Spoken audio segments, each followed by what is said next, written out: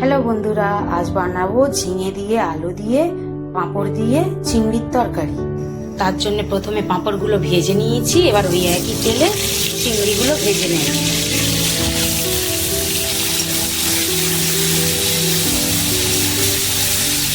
চিংড়িগুলো ভাজা হয়ে গিয়েছে, এবার তুলে নেব।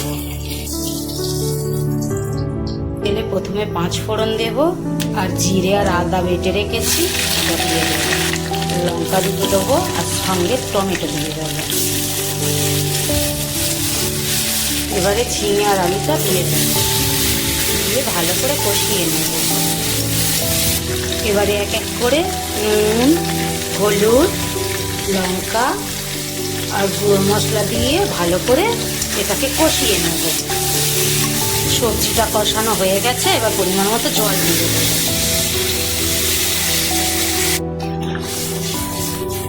এবারে কিছুক্ষণের জন্য ঢাকনা দিয়ে দেব।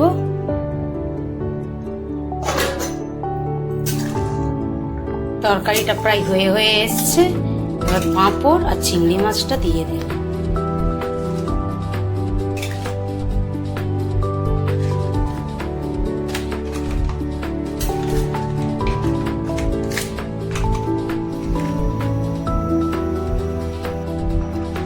তরকারি রেডি হয়ে গিয়েছে, এবার নামিয়ে নেব। এবার উপর থেকে একটু জিরে গুঁড়ো ছড়িয়ে দেব। আজকের লাঞ্চের তরকারি রেডি।